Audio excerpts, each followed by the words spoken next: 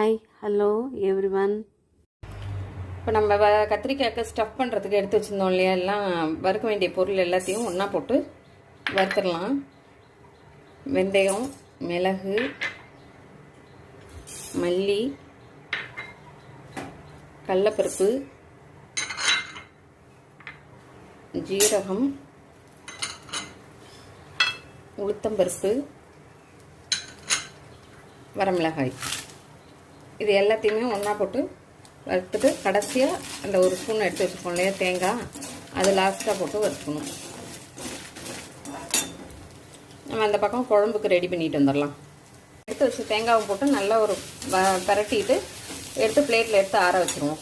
புளி கரைச்சி ஊற்றி எடுத்துருக்கோம், புளியை கரைச்சி எடுத்துருக்கோம். இதில் எடுத்து வச்சு 2.5 ஸ்பூன் சாம்பார் தூளை போட்டுடலாம்.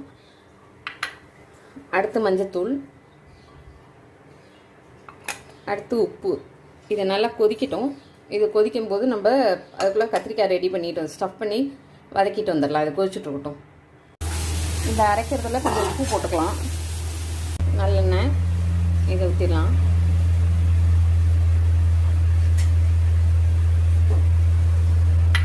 இப்போ அரைச்சி வச்சுருக்கோம். இது கத்திரிக்காய்க்குள்ளே ஸ்டஃப் பண்ணிடணும். கத்திரிக்காய் நம்ம ஒரு 3 கத்திரிக்காய் நான் இந்த மாதிரி வகுந்து வச்சுருக்கேன். இதை உள்ளே ஸ்டஃப் பண்ணிட்டு காமிக்கிறேன் பாருங்கள்.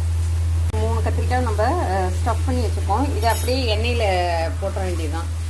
எண்ணெய்க்கிட்டோன்னா அது வெந்துடும். நான் அதுக்குள்ளே அடுத்த கத்திரிக்காய் கட் பண்ணி ஸ்டஃப் பண்ணி எடுத்து வச்சிடணும். பாருங்கள், இந்த 3 கத்திரிக்காய் போட்டோம் இல்லையா, நல்லா வதங்கிடுச்சு.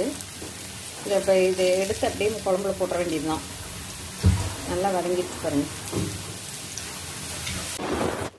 இந்த எண்ணெய் கத்திரிக்காய் குழம்பு ராகுலுக்கு ரொம்ப பிடிக்கும். இது அவன் ஊர்லேருந்து வந்தாலே இதான் வச்சுருவோம்.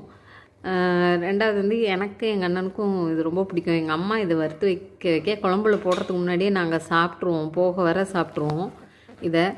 இந்த கத்திரிக்காய் வரி கத்திரிக்காயிலையும் செய்யலாம், இந்த பிளெயின் ஒயலட் இருக்குல்ல அதுலேயும் செய்யலாம். ரொம்ப நல்லாயிருக்கும். இது எங்கள் வீட்டில் எல்லாருக்குமே பிடிக்கும். மாமா ஃப்ரெண்டு பேரளத்தில் சீனொன்னனுக்கு இது ரொம்ப ரொம்ப பிடிக்கும். நல்லா குழம்பு கொதிச்சிருச்சு. இப்போ நம்ம இது ஸ்டஃப் பண்ணதில் கொஞ்சம் மீந்துருந்துச்சு இல்லையா, நல்லா தண்ணி ஊற்றி கரைச்சி வச்சுருக்கேன். அதையும் இதில் ஊற்றிடலாம். வேஸ்ட் பண்ணதாக இருக்கட்டும். நம்ம அரைச்சி வச்சதுலேயும் இதிலே ஊற்றிடலாம். வேஸ்ட் பண்ண தேவையில்லை. இப்போ நல்லெண்ணெயில் கடுகு போட்டிருக்கேன். கடுகு வச்சோன்னா கருவேப்பிலையை போட்டு குழம்புல கொட்டிட வேண்டியது தான். நல்லா கடுகு வெடிக்குது. இப்போ நம்ம கருவேப்பிலையை போட்டு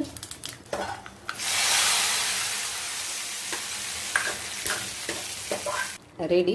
பாத்திரம் மாற்றிட்டு காமிக்கிறேன் பாருங்கள்.